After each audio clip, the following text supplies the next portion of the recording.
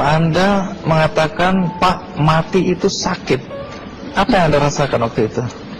Rasa dada sesak, terus sakitnya tuh seperti ditusuk pedang, terus seperti kulit binatang Dikuliti hidup-hidup. Sakit sekali waktu itu Sakit rasanya. sekali. Terus di dada saya terasa sesak. Setelah itu paman saya mengajar saya mengucap kalimat thayyibah, terus mengucap dua kalimat syahadat, asyhadu an la ilaha illallah wa asyhadu anna muhammadar rasulullah. Apa betul waktu roh Anda itu dicabut dari kaki gitu, Iya. Anda bisa melihat jasad Anda? Sempat saya melihat jasad saya pada waktu itu, tapi sebentar. Setelah itu saya dibawa pergi oleh dua orang malaikat ini. Dan pada waktu itu saya ingin ketemu sama ayah saya. Kebetulan ayah saya sudah meninggal. Dan suatu ayah saya meninggal, dia berusia 55 tahun. Setelah saya ketemu di sana, dia tuh berusia muda. Kok muda? Berusia 17 sampai 20 saya perkira. Anda sempat ngobrol dengan ayah? Sempat. Apa yang Anda sampaikan? Waktu itu ayah nangis. Ayah saya bilang, kenapa kamu kesini nak? Pulanglah, di rumah tidak ada orang. Kasihan lihat ibumu dan adik-adikmu. Tidak ayah, janjiku sama Allah sudah sampai. Gitu. Dan pada waktu itu ayah saya menangis. Lalu apa yang dia ucapkan? Diam aja dia. Terus hilang. Kembali ke malaikat tadi, bentuk yang Anda lihat seperti apa malaikat ini? Dia ini laki-laki, tapi mukanya sama semua. Berapa malaikat? Dua. Iya. Fisiknya seperti apa? Seperti berserban, berpakaian ihram, mukanya sama. Wajahnya seperti apa? Wajahnya sulit saya gambarkan. Yang jelas dia ini sama, dua-dua itu sama rupanya.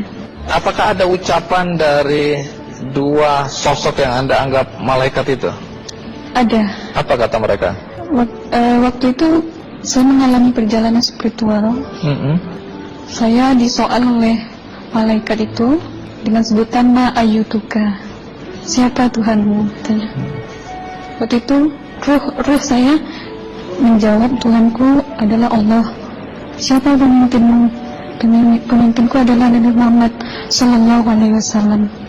Mana kiblatmu? Kiblatku adalah Ka'bah. Siapa kedua orang tuamu? Siapa saudara mara? Siapa pemimpinmu? Pemimpinku adalah Nabi Muhammad Sallallahu Alaihi Wasallam. Mana kiblatmu? Kiblatku adalah Ka'bah. Siapa kedua orang tuamu? Siapa saudara maramu? Terus saya diperjalankan. Setelah itu kedua orang malaikat ini memimpin tangan saya, tangan kiri saya, membawa saya ke satu tempat, menduduki saya di sebuah kursi. Pada waktu itu kursinya tuh empuk, mungkin 8 busanya ya, cantik.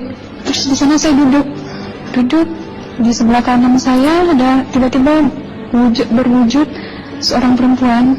Dia mengaku Amal. Kamu siapa? Saya, aku adalah amalmu semasa kamu hidup di atas dunia.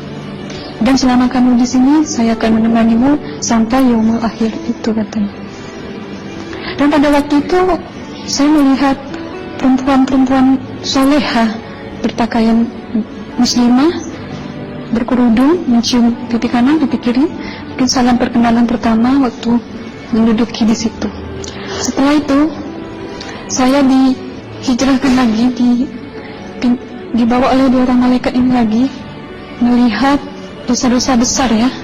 Di sana saya diperlihatkan ada seorang laki-laki memikul besi di bahunya. Saya perkirakan besi itu mungkin beratnya tuh berton kali ya.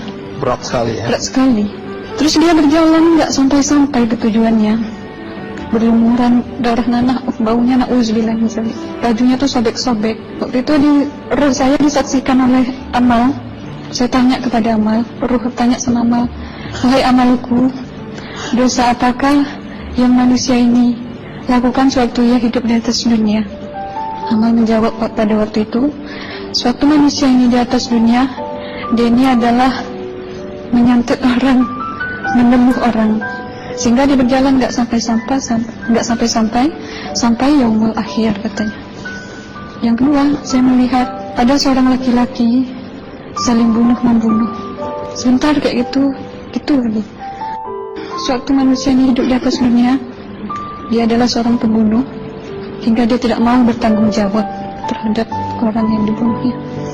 Terus yang ketiga, saya melihat ada seorang laki-laki dihujam kemaluannya pakai besi panas, timah panas itu ya, hingga menembus. Waktu itu roh bilang sama amal, wahai amalku, dosa apakah yang manusia ini hidup di atas dunia? Amal waktu itu menjawab, suatu manusia ini hidup di atas dunia, manusia ini adalah seorang perzina.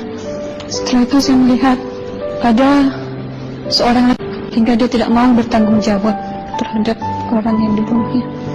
Terus yang ketiga, saya melihat ada seorang laki-laki dihujam kemaluannya pakai besi panas, timah panas itu ya, hingga menembus.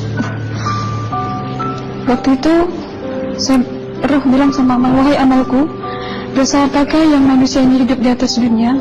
Amal waktu itu menjawab, suatu manusia ini hidup di atas dunia, manusia ini adalah seorang perzina. Setelah itu saya melihat ada seorang laki-laki disebati oleh rotan. Rotannya itu menyebati kulitnya tuh hingga lepas daging sama kulitnya.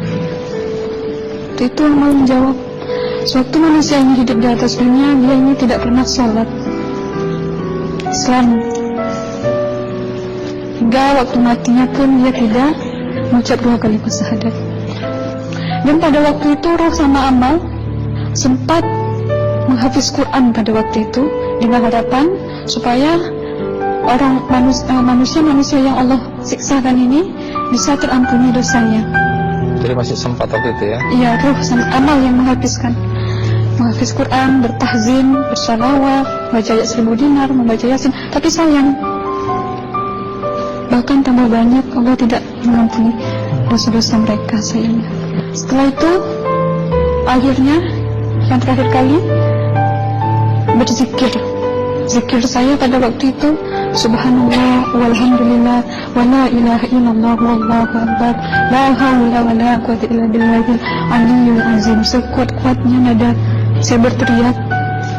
Tiba-tiba saya merasakan detik jantung ya. Waktu itu mungkin paman saya yang menyaksikan. Itu saya koma. Disitulah saudara Anda kembali ke jasad ya? Iya, benar. Jadi banyak sekali Anda menyaksikan kejadian-kejadian di alam sana ya. Nah, menarik karena waktu kami menghubungin Mbak Aslina, pada dasarnya Mbak Aslina keberatan menceritakan kembali kisahnya. Tapi kalau toh akhirnya Anda mau sampai di sini dan Anda sudah bercerita, apa harapan Anda pada orang-orang yang mendengarkan kisah ini?